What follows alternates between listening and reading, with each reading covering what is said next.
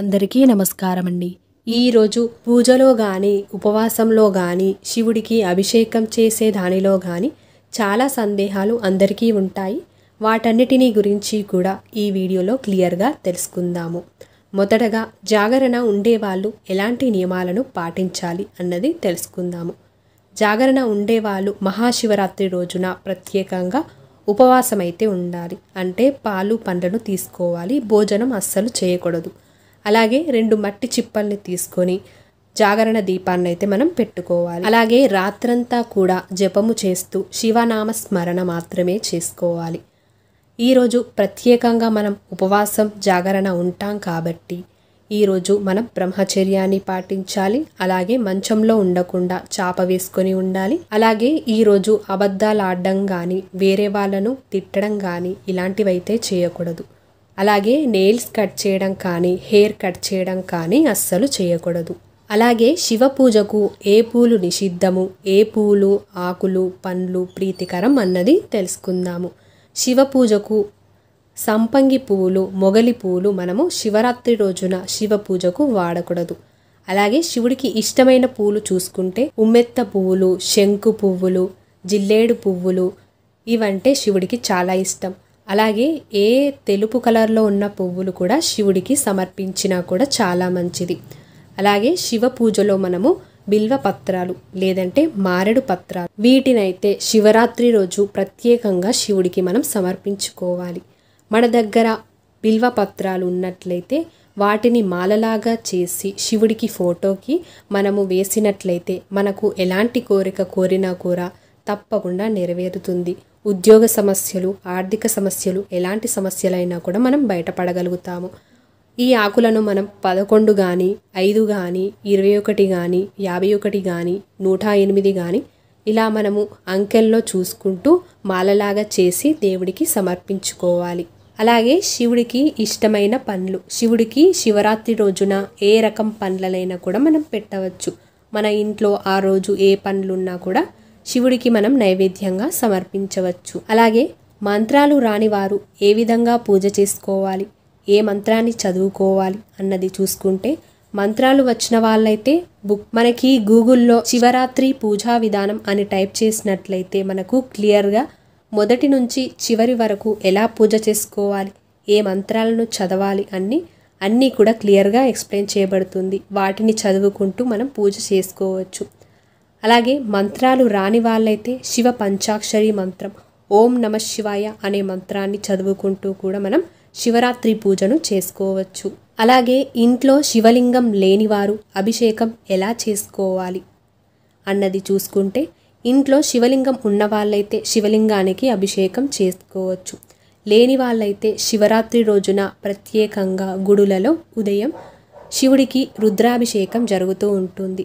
మనం ఈ రుద్రాభిషేకంలో పాల్గొన్నా కూడా సరిపోతుంది.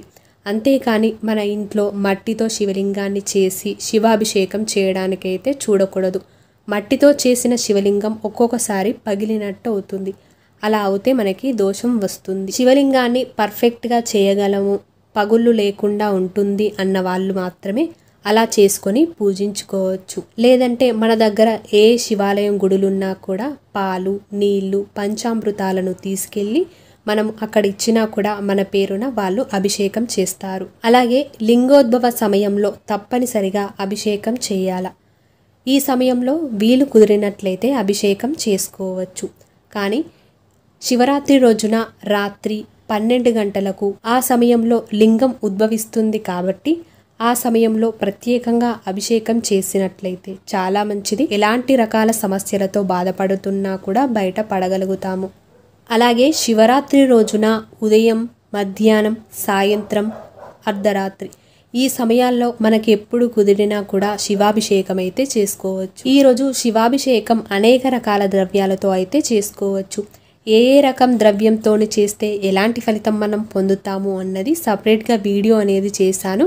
లింక్ డిస్క్రిప్షన్లో ఇస్తాను. తెలియని వాళ్ళుంటే తెలుసుకోవచ్చు. అలాగే జాగరణ గుడిలో చేయవచ్చా అన్నది చూసుకుంటే గుడిలో జాగరణ చేయవచ్చు. కానీ గుడికి అందరూ వస్తూ పోతూ ఉంటారు కాబట్టి మన మనస్సు దేవుడిపైన కాకుండా వచ్చే వాళ్ళ మీద ఉంటుంది. అందువల్ల జాగరణ ఇంట్లో చేసుకుంటేనే మంచిది. ఇంట్లో మనం దేవుణ్ణి పెట్టుకొని ఇంట్లోనే జాగరణ చేసుకుంటే మన మనస్సంతా కూడా దేవుడి పైన పెట్టవచ్చు. మహాశివరాత్రి రోజున జాగరణ ఉపవాసం ఉండేవాళ్ళు ఉదయం నార్మల్గా దేవుడి పటానికి పూజ చేసుకొని సాయంత్రం ప్రదోష వేళలో శివుడికి అఖండ దీపాన్ని పెట్టి సాయంత్రం 6 గంటల నుండి తెల్లవారుజామున 6 గంటల వరకు కూడా జాగరణ ఉపవాసం జపాలతో శివుణ్ణి స్మరిస్తూ ఉంటారు. అలాగే జాగరణ లేని వాళ్ళు ఉదయం అలాగే సాయంత్రం శివుడికి పూజ చేసుకొని ఒక పూట భోజనం చేసేవాళ్ళు ఒక పూట భోజనం చేసి జాగరణ 12 గంటల వరకే అంటే లింగం ఉద్భవించే వరకే ఉండి ఆ తర్వాత పడుకుంటారు. ఇలా ఒక్కొక్కరు వాళ్లకు నచ్చిన విధానాల్లో అలాగే మొక్కుకున్న విధానాలలో ఉంటూ ఉంటారు. మరి జాగరణ ఉన్నవాళ్ళు ఏ విధంగా పూజ చేసుకోవాలి, జాగరణ లేని వాళ్ళు ఏ విధంగా పూజ చేసుకోవాలి ఆల్రెడీ వీడియోస్ అనేవి అప్లోడ్ చేశాను.